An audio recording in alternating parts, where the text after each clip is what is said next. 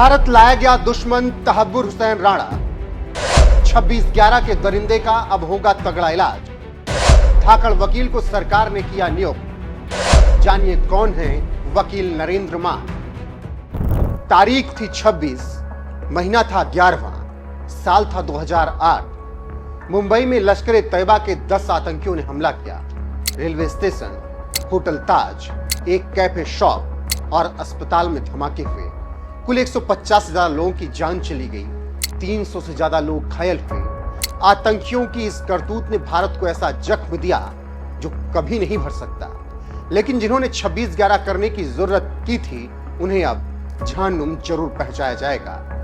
ऐसा ही एक आतंकी 26/11 में शामिल था, जो कि मास्टरमाइंड था, जिसका नाम तहव्वुर हुसैन राणा है, जो कि 26/11 हमले से पहले भारत आया था और 21 नवंबर तक भारत में था।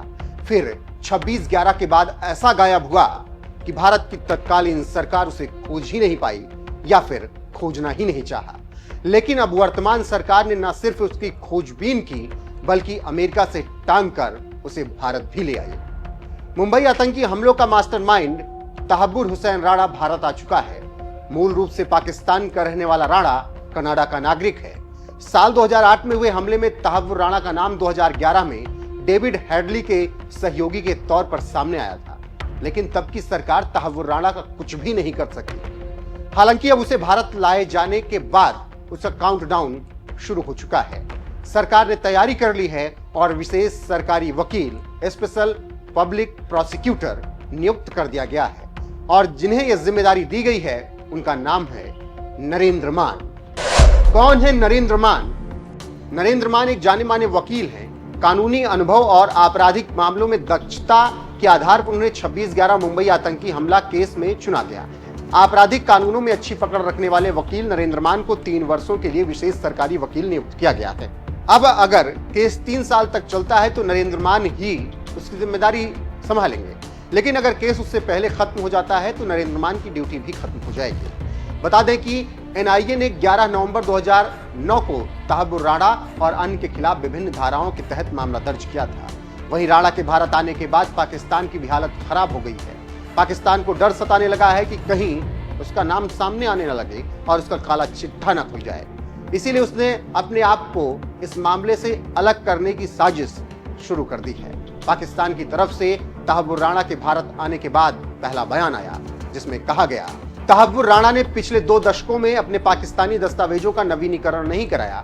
उसकी कनाडाई राष्ट्रीयता बहुत स्पष्ट है। ऐसे में अब देखना होगा कि तहव्वुर राणा क्या कुछ खुलासा करता है और किसके गले की फांस बनता है। फिलहाल तो उसके भारत आने पर तमाम बयान सामने आ रहे हैं और सबको यही उम्मीद है कि तहव्वुर राणा का हिसाब होगा मोदी सरकार में। सुनिए, आतंकवादी हमलों की शिकार और 26/11 मुंबई आतंकवादी हमलों के मामले में अपनी गवाही देने के दौरान आतंकी अफजल कसाब की पहचान करने वाली प्रमुख गवाह देविका नटवरलाल ने तहव्वुर राणा के भारत प्रत्यर्पण पर क्या कुछ कहा और वकील नरेंद्र मान को जिस तरीके से मोदी सरकार ने बड़ी जिम्मेदारी दी है, और एक तरीके से कहिए कि प्रधानमंत्री नरेंद्र मोदी ने नरेंद्र मान को तहव्वुर राणा के लिए मैदान में उतार दिया है, उस पर आपकी राय क्या है? कमेंट करके जरूर बताइएगा। वीडियो को शेयर कीजिएगा, लाइक कीजिएगा, चैनल को सब्सक्राइब करना ना भूलिएगा। बने रहिएगा हमारे साथ। नमस्कार। तहव्वुर राणा को फाइनली इंडिया लेकर आ रहे, तो ये सबसे बड़ी जीत है हमारी इंडिया की। मैं इंडियन गवर्नमेंट को और यूएस गवर्नमेंट को थैंक यू कहना चाहती हूँ कि फाइनली तहव्वुर राणा आ रहा है। उससे काफी इंफॉर्मेशन हमारे देश को मिलेगी। जो पाकिस्तान में आज भी छुप कर बैठे, जो आतंकवाद को पाल रहे हैं, जो आतंकवाद को बढ़ावा दे रहे, उन सभी का सामने नाम अभी आएगा। तो ये हमारी इंडियन गवर्नमेंट को अच्छी जीत मिल रही है। अभी आप वर्गिनी कितने 16 साल हो गए, 16 साल के आसपास, ये पूरे मामले में किस तरह से देखते हैं? जिस तरह से बीजेपी सरकार आई, नरेंद्र मोदी ने जो डिप्लोमेसी की, या किस तरह से देखती है, क्या कहें?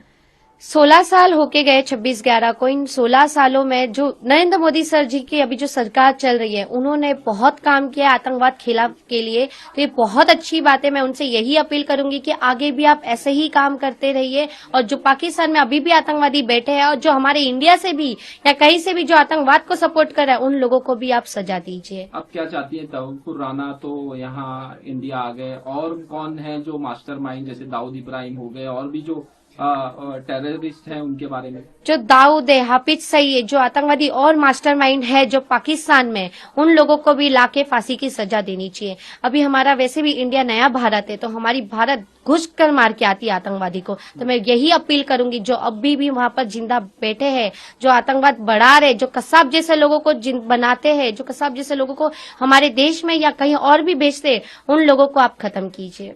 आप तकरीबन 9 साल या 10 साल के आसपास की ये घटना हुई, आपके पैर में गोली लगी, वो पूरा मंजर किस तरह से बयां करेंगे, क्या कहना चाहिए?